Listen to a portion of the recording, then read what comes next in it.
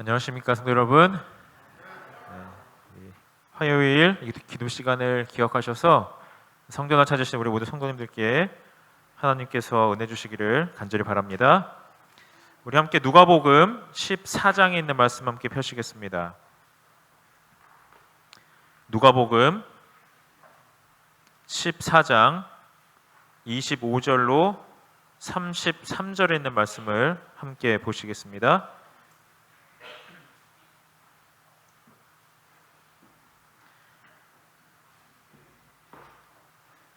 누가복음 14장 25절로 33절에 있는 말씀을 우리 교독하도록 하겠습니다. 제가 홀수절 읽고요, 우리 성도님들께서 짝수절 함께 읽어주시면 감사하겠습니다.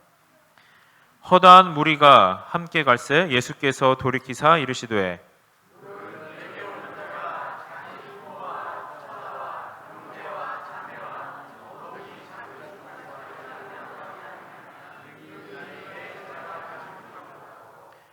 누구든지 자기 십자가를 지고 나를 쫓지 않는 자도 능히 나의 제자가 되지 못하리라.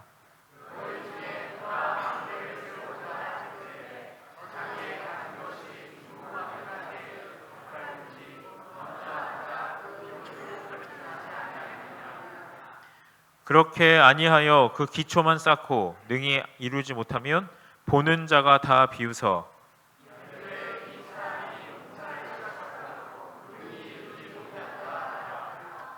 또 어느 임금이 다른 임금과 싸우러 갈 때에 먼저 앉아 1만으로서 저 2만을 가지고 오는 자를 대적할 수 있을까 헤아리지 아니하겠느냐.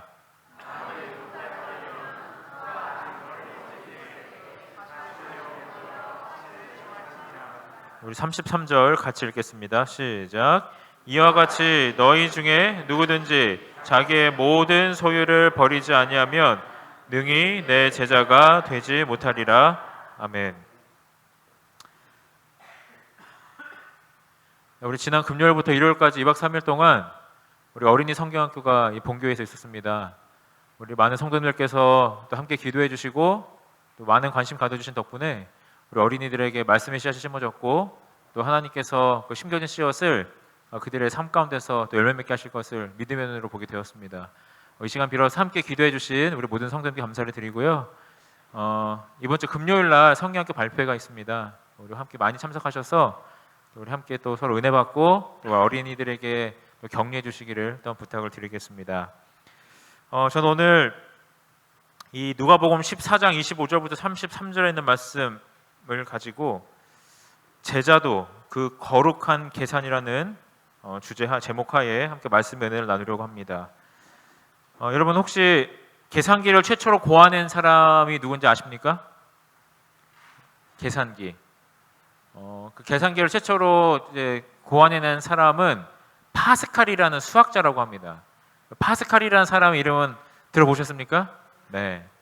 이 사람이 얼마나 대단한 수학 천재였는지 원뿔 곡선 실론이라는 저는 들어도 모르겠습니다만 하여튼 그 수학사에 있어서 한 획을 그었던 그 한 이론을 불과 16세에 발표했을 정도로 대단한 아주 천재였고 수학자라고 사람들이 이야기를 한다고 합니다.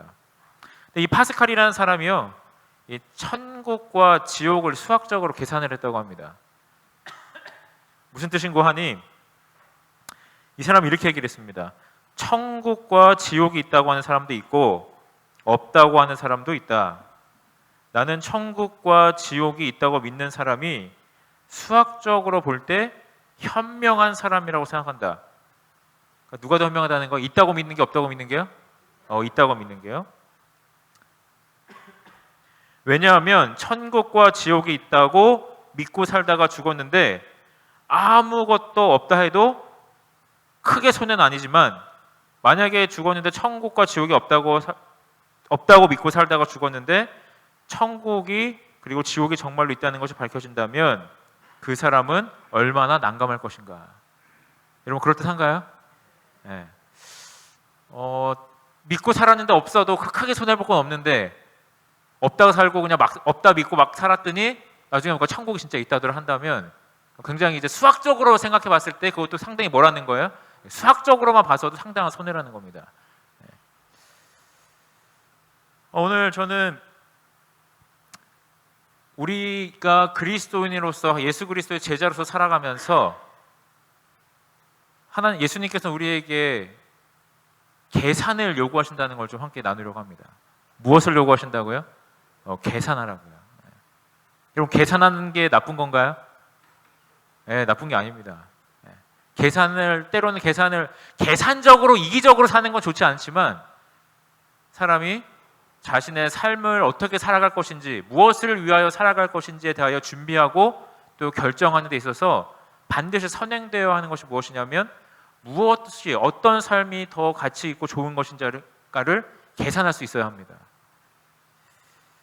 저는 오늘 예수 그리스도께서 우리 모든 그리스도인들을 그분의 제자요 선교사로 부르셨는데 과연 우리는 그 길을 갈 수 있는 그리고 갈 만한 계산을 마쳤는지 한번 함께 마음을 나누고 또 이 은혜를 나누려고 합니다.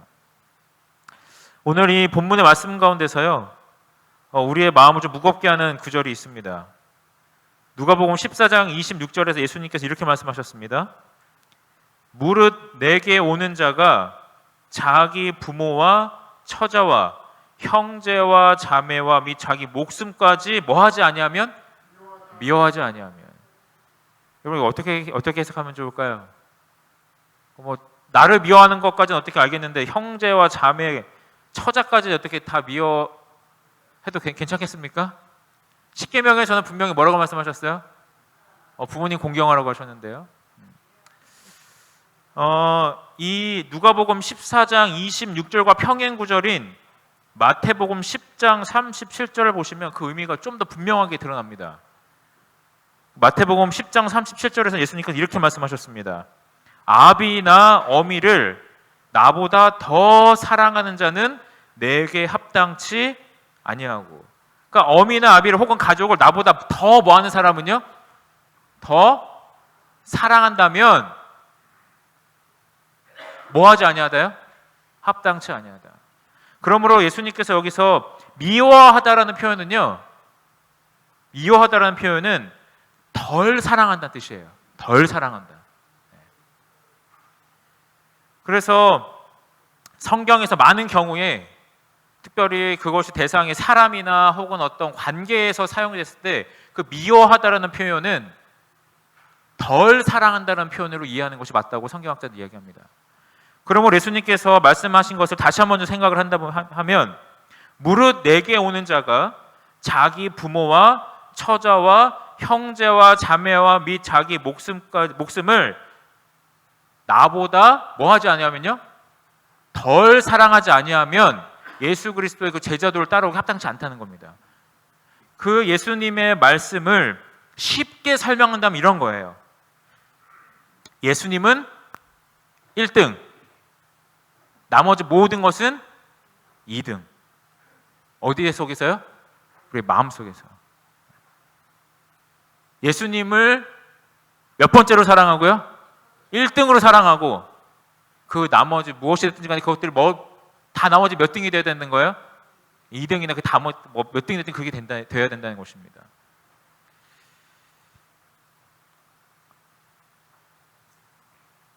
여러분 몇 등이신가요? 예수님은?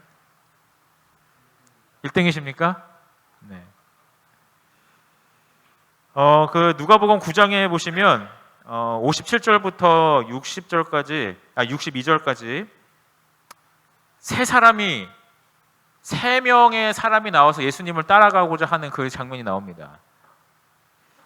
누가복음 9장 57절과 58절에 보시면 한번 좀 볼까요? 네. 누가복음 9장 57절에 있는 말씀입니다. 누가복음 9장 57절에 이렇게 기록이 되어 있습니다. 길 가실 때에 혹이 여짜오되 어디로 가시든지 저는 쫓으리이다. 예수께서 가라사대 여우도 굴이 있고 공중에 새도 집이 있으되 인자는 머리 둘 곳이 없도다 하시고. 이 길에 어떤 사람은 마태복음 8장에서는 서기관이라고 기록이 되어 있습니다. 여러분 서기관이라 하면 그래도 지위가 꽤 높은 사람이잖아요, 그죠? 명예와 부가 보장이 되어 있는 사람입니다. 근데 이 사람이 예수님께 와서 예수님을 따르겠다고 얘기를 합니다. 근데 그 예수님을 따름으로써 자기가 뭔가를 좀 이렇게 하려고 했더니 예수님께서 뭐라고 말씀하셨어요? 나는 머리 둘 곳이 없다. 그렇게 말씀하심으로써 예수님께서는 이 서기관의 동기에 대해서 말씀을 하고 계셨습니다. 예수님을 따름으로써 지금 서기관으로서 살아가는 것보다 뭔가 더 인기 있고 뭔가 더 명예롭고 뭔가 더 호화스러웠던 삶을 기대하고 예수님을 쫓아왔다는 거예요. 즉, 이 서기관의 우선순위는 예수님에게 있었던 것이 아니라 그분을 따름으로써 얻게 될 그 후에 따라올 부와 명예에 있음이 드러났던 것이죠. 그러니까 이 사람의 우선순위는 어디에 있었던 겁니까? 예수님이 아니고 그 뒷주머니에 있었다 이 말입니다. 그 뒤에 59절에 보시면 또 다른 사람이 나타납니다. 또 다른 사람에게 나를 쫓아라 하시니 그가 가로되 나로 먼저 가서 내 부친을 장사하게 허락하옵소서. 가라사대 죽은 자들로 자기의 죽은 자들을 장사하게 하고 너는 가서 하나님의 나라를 전파하라 하시고. 여러분, 이 사람이 무엇을 하기를 원했어요? 네? 뭐 하기를 원했습니까?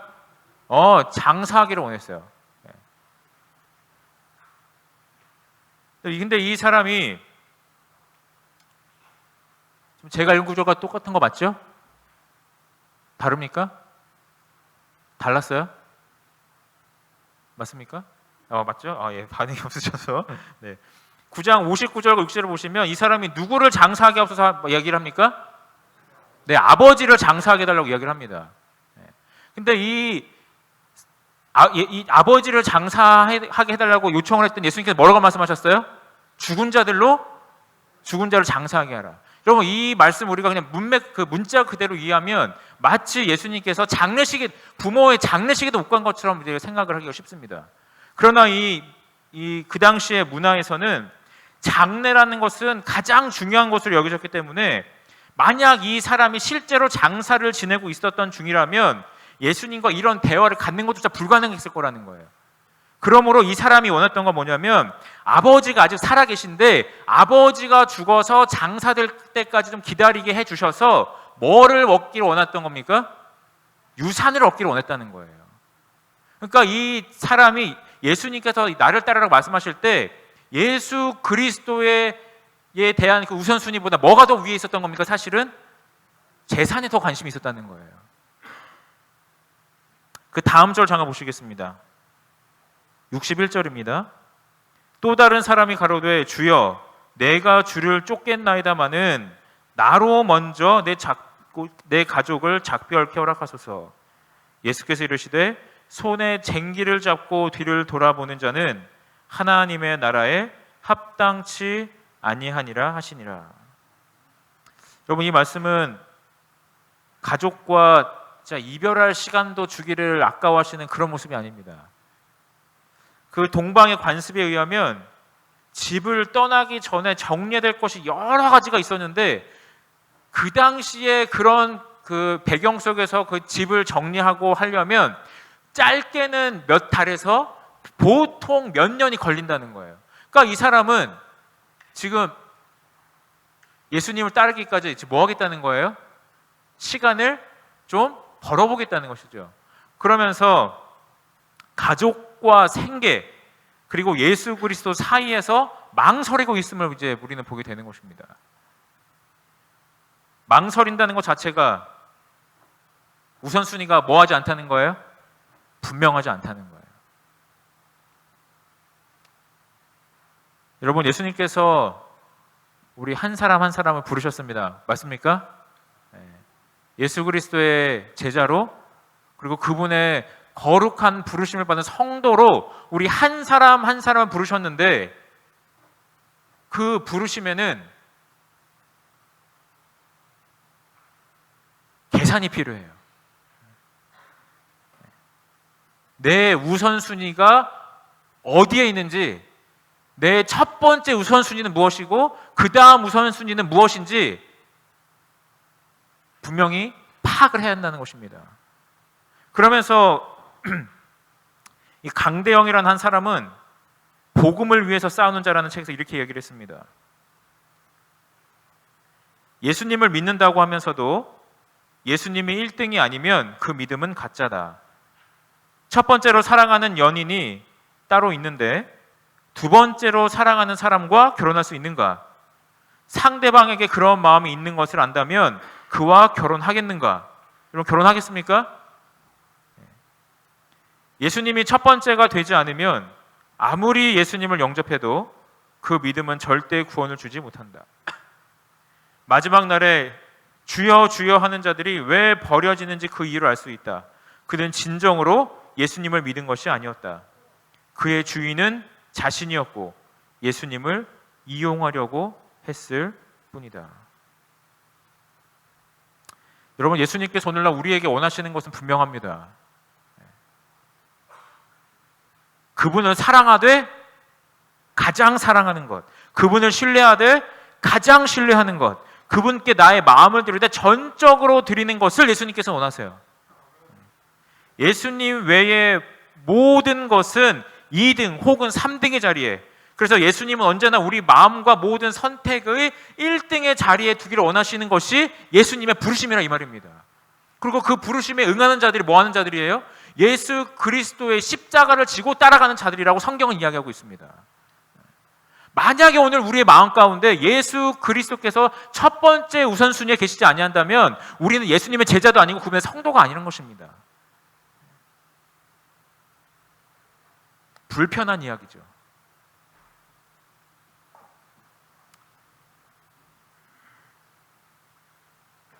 여러분 그럼에도 불구하고 예수 그리스도의 제자로 살아가길 원하시죠? 네.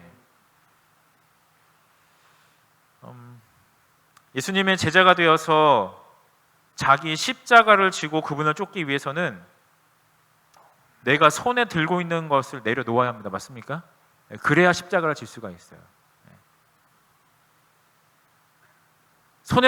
손에 있는 것을 내려놓기 위해서는 내 손에 있는 것이 무엇인지를 보고 내려놓을 것인지 무엇인지를 계산해야 합니다. 그래야 판단하고 결정할 수가 있어요. 내 손에 있는 게 뭔지를 보고 이것이 과연 어느 게 더 소중한지 어느 게 더 가치 있는 일인지 판단하고 계산해야 결정할 수 있다는 것입니다. 그래서 예수님께서는 그 말씀 이후에 두 가지의 비유를 연이어서 말씀을 하십니다. 14장 28절에 뭐라고 말씀하셨습니까? 너희 중에 누가 망대를 세우고자 할진대 자기의 가진 것이 준공하기까지의 족할는지 먼저 앉아서 그 비용을 예산하지 아니하겠느냐. 그렇게 아니하여 그 기초만 쌓고 능히 이루지 못하면 보는 자가 대 비웃어 가로되 이 사람이 역사를 시작하고 능히 이루지 못하였다 하리라. 그럼 누군가 건물을 세우고자 하는데 건축주가 당연히 무엇을 해야 된다는 얘기입니까? 무엇을 해야 된다는 거예요? 예산을 세고 계산을 해야 된다는 겁니다. 자신에게 있는 자산이 얼마고 총 공사비가 얼마인데 모자른 돈이 얼마여서 이걸 어디에 끌어올 것이고 이런 수고와 위험을 감수할 만한 가치가 있는지를 뭐 하라는 거예요? 계산한다는 것입니다. 그 다음 구절 한번 보실까요? 31절입니다. 또 어느 임금이 다른 임금과 싸우러 갈 때에 먼저 앉아 1만으로서 저 2만을 가지고 오는 자를 대적할 수 있을까? 헤아리지 아니하겠느냐? 만일 못할 터이면 저가 아직 멀리 있을 동안에 사신을 보내어 화친을 청할지니라. 전쟁할 때도 뭐가 필요하다는 거예요? 계산이 필요하다는 겁니다. 내가 1만이 있고 나를 치러 오는 적군이 2만이 있는데 이거를 어떻게 싸워야 할 것인지, 과연 싸워서 승산이 있을 것인지 뭐 해야 될 필요가 있다는 거예요? 계산할 필요가 있다는 거예요. 그러므로 예수님께서는 이 두 가지 비유를 통해서 십자가를 지고 예수의 길을 걷고자 하는 자들이 이런 계산을, 소위 거룩한 계산을 해야 할 필요가 있다고 말씀을 하시는 것입니다. 우리 재림 성도들, 이 마지막 시대의 사명을 맡은 자들이, 진리를 맡은 자들이 이 십자가의 무게를 달고 그것을 질 만한 가치가 있는지를 우리가 한번 생각해 볼 필요가 있다는 것입니다. 여러분 한번 계산해 보신 적 있으신가요? 내 삶을 한쪽 저울에 올려두고요, 십자가를 한쪽 저울에 올려둔 이후에 그 무게를 잰다면 우리의 마음의 저울은 어느 쪽을 향해서 더 기울어질까요?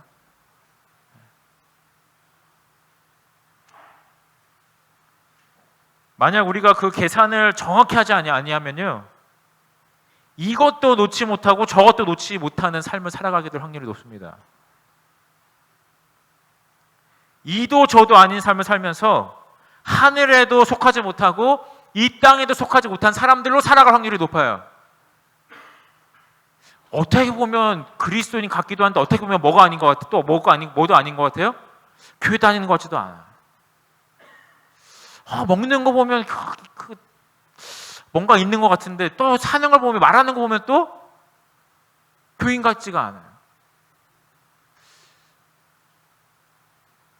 이도 저도 아닌 삶을 살아가게 되는 것입니다. 근데 여러분, 이런 계산과 결단력에 있어서 상당한 결정력을 보여주는 사람들이 이슬람 사람들입니다. 저는 천명선교사에 있으면서 이슬람권 나라에 있었던지라 이슬람권에 있는 많은 사람들을 만나본 적이 있었습니다. 여러분, 우리가 뉴스에서 접하는 만큼 모든 이슬람 사람들에게 과격한 건 아닙니다. 굉장히 착하고 순수하고, 제가 그 당시에 있을 때 굉장히 많은 도움을 이슬람 교도들로부터 받았습니다. 근데 여러분, 그 사람들이 소위 극단주의 이 이슬람 사람들이 테러를 일으키죠. 그 사람들이 그렇게 할 수 있는 이유가 뭘까요? 그렇게 할 수 있는 이유가 뭘까요? 그냥 까라니까 깔까요? 그냥 폭탄 던지라니까 던지는 걸까요? 가슴에 안고요? 여러분, 쿠란 52에서 55장에 보시면요, 쿠란이 그 사람들의 정경이잖아요. 그 사람들 이슬람교의 성경이지 않습니까? 이런 구절이 있습니다. 천국에는 꿀과 술이 흐르는 강이 있으며 성전, 다시 말하면 이제 거룩한 전쟁에 참여한 자들을 위해 처녀 72명이 준비되어 있느니라. 그러니까 성전, 이 이슬람에서 얘기하는 그 거룩한 전쟁에 참가하면 몇 명의 여자를 준다는 거예요? 72명의 여자를 준다는 거예요. 이 천상의 처녀들은 성관계 후에도 곧다시 수처녀로 변하느니라. 좀 말도 안 되는 얘기인데요. 이런 얘기가 기록이 돼 있어요. 근데 여러분, 실제로 9.11 그 뉴욕 빌딩을 테러했을 때 그 폭파하기 전에 무함마드 아타라는 사람이 동료들에게 이렇게 공개적으로 용기를 돋구었다고 합니다. 나는 죽어도 다시 눈을 뜨는 순간 천상의 여인들과 함께 있을 것이다. 여러분, 물론 우리가 보기에는 참 터무니없는 믿음이고 우리와는 근본적으로 그 믿음의 근본이 다르지만 이 사람들도 뭐를 하고 있는 거예요? 믿음의 계산을 하는 거예요. 믿음의 계산을요. 자기의 생명을 바칠 만한 일인가 아닌가를 지금 뭐 하고 있는 겁니까? 저울에 올려놓고 재고 있는 거예요.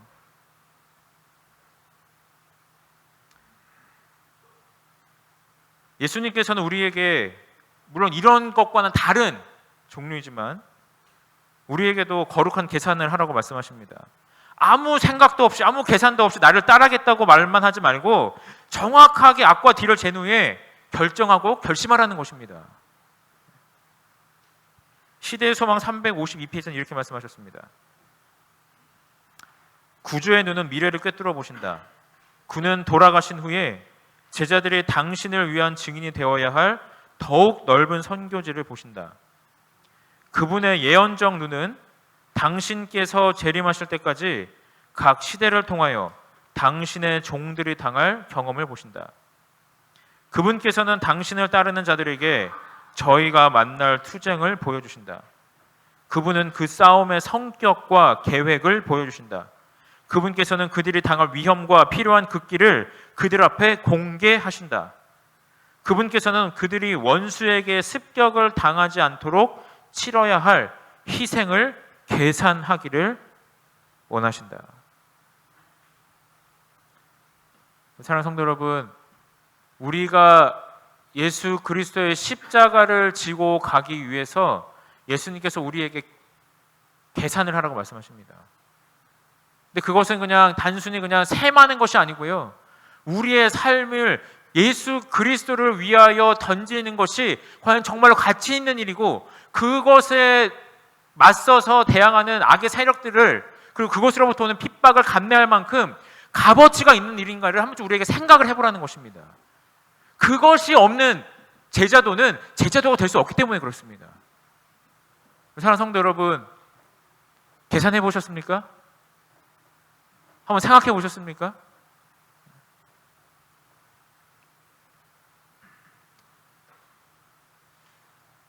저는 이 제자도, 어떻게 보면 거룩하기도 하지만 한편으로는 불편하기도 한 이 계산을 좀 생각해 보면서, 예수님께서도 우리를 구원하려 이 땅에 오실 때 분명히 계산을 하셨다는 걸 좀 말씀을 드리고 싶습니다.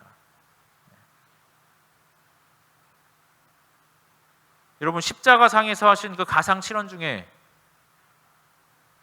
한 말씀이 다 이루었다는 말씀이 있죠. 다 이루었다. 그 다 이루었다는 말씀이요, 여러 가지 의미가 있겠습니다만 모든 값을 다 치루었을 때 쓰는 말이라고 합니다. 다시 다 지불되었다, 계산이 끝났다라는 표현이라는 것이에요. 예수님께서는 다 알고 계셨습니다. 비록 세상에 내려와도 자신을 반기는 이보다 죽이려 하는 이들이 더 많을 것이라는 사실을 알고 계셨어요. 예수님께서 알고 계셨습니다. 자신의 성육신이 어떠한 희생을 감내한 것인지 이 땅에 있는 이들은 결코 그 희생의 의미를 알지 못할 것이라는 것을 알고 계셨어요. 심지어 구원하고자 했던 자들이 자신을 십자가에 못 박아 죽일 것이라는 것을 그분은 알고 있었습니다. 그럼에도 불구하고 자신을 믿고 구원받을 자들은 매우 적을 것임을 예수님께서 알고 계셨어요.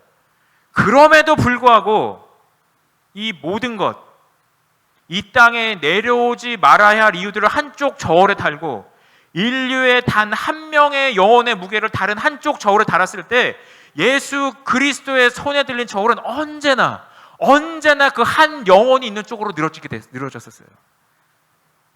그것이 그분께서 하신 계산이었습니다. 그것이 그분의 마음속에 있는 저울이었어요. 에덴에서 가죽옷을 주셨을 때, 매일의 제사 속에서 양을 죽이면서 자신의 죽음을 보셨을 때, 십자가를 두고 겟세마네에서 고통 중에 계속 기도하실 때, 십자가상에서 내가 하나님의 아들이거든 내려오라는 소리를 들으실 때 예수님의 마음속에는 항상 저울이 있었습니다. 자신이 감내하고 감당해야 할 핍박과 저주의 무게가 아무리 혹독하고 무겁다 할지라도 그분의 마음에 있는 저울은 언제나 한 명의 영혼이 있는 그쪽으로 향해 기울어지셨어요. 그것이 그분께서 하신 계산이라는 겁니다. 그분께서는 그토록 혹독한 계산을 치러서 거룩한 계산 끝에 우리를 구원하셨는데, 우리는 예수 그리스도를 따라감에 있어서 아무런 계산도 하지 않다는 거예요. 그러니까 우리의 삶이 이도저도 아닌, 때로는 미적지근한, 덥지도 차지도 않은 그런 신앙생활이 되고 있는 게 아닌가 생각을 하게 되는 것입니다. 우리 사랑하는 성도 여러분, 우리도 예수님께서 하셨던 그 계산을 해야 할 필요가 있습니다. 예수님께서 하셨던 그 거룩한 계산이, 예수님의 마음에 두셨던 그 거룩한 저울이 오늘 우리의 마음에도 있어야 하고, 우리도 그런 계산을 끝마쳐야 한다는 것입니다. 오늘 예수 그리스도의 마음 가운데 있었던 그 사랑의 저울이 우리 모두의 것이 되기를 간절히 기도합니다. 예수 그리스도께서 하셨던 그 거룩한 계산이 오늘 우리의 것이 될 수 있기를 간절히 기도합니다. 그리고 이제는 그 모든 계산을 마치고 내 것을 내려놓고 우리 앞에 놓여진 우리의 십자가를 지고 우리 앞에 놓여진 그 사명을 감당할 수 있기를 간절히 소망합니다. 저 한 이야기를 말씀드리면서 마치려고 합니다. 미국 캘리포니아에서 있었던 일이라고 합니다. 로라라는 한 10대 소녀가 가출을 했어요. 가출한 사람, 청소년들이 다 그런 것처럼 네, 마약을 하고 물나는 생활을 하면서 그 10대를 탕진하고 있었습니다. 로라의 어머니가 백방으로 딸의 행방을 알려고 노력을 했습니다. 근데 그때 정말 기적적으로 한 사람이 로라의 행방을 알려주었습니다. 근데 그 이야기를 듣고 나니 어머니의 가슴이 무너졌어요. 그 LA에 있는 한 구석진 곳에서 몸을 팔며 하루하루 연명하고 있다는 것이었습니다. 근데 어머니가 딸을 찾아야겠는데 이 LA라는 동네가 뭐 좀 넓어야죠. 예. 그래서 마치 모래사장에서 바늘을 찾는 그런 심정이었습니다. 그래서 이 어머니가 많은 사람들이 그러하듯이 딸을 찾는 전단지를 이제 만들어서 뿌려서 붙이려고 하는데 순간이 어머니의 마음에 걸렸어요. 무엇이 걸렸는가? 이 전단지를 보면 이 딸이 얼마나 창피할까? 나중에 돌아오더라도 정상적인 생활은 가능할까? 깐난하게 쪼만 애도 아니고 10대 여자아이가 집 나가서 찾는 걸 딱 봐도 다 우리가 다 알 수 있는 그런 제목들이잖아요. 그래서 이 어머니가 고심 끝에 그 전단지에 딸의 이름과 사진을 빼고요, 자신의 사진과 자신의 이름을 넣었어요. 이 사진에 엄마가 딸을 애타게 찾고 있습니다. 딸의 마음을 헤아리고 딸의 수치를 누가 가져간 거예요? 엄마가 가져간 거예요. 몇 주가 지나서 그 전단지에 담긴 엄마의 얼굴을 본 이 딸로부터 연락을 받았다고 합니다. 이 어머니는 순간 계산을 한 것이죠. 자기가 창피함을 감당할 것인지 딸이 그것을 감당해 갈 것인지, 그리고 자기의 이름과 자기의 사진을 그 전단지에 넣음으로써 딸이 가져야 할 모든 수치와 어려움들을 자신이 다 가져갑니다. 무너져도 내가 무너진 게 낫고 창피를 당해도 누가 당하겠다는 거예요? 내가 당하겠다는 거예요. 상도 여러분, 예수 그리스도께서 이런 은혜의 거룩한 계산을 하셨습니다. 이제 누구 차례일까요? 우리의 차례가 될 것입니다. 거룩한 계산을 하고 저울 어느 쪽에 우리의 삶을 올릴 것인가? 예수 그리스도의 쪽인지 혹은 그 반대편에 있는 쪽인지 결정을 해야 할 것입니다.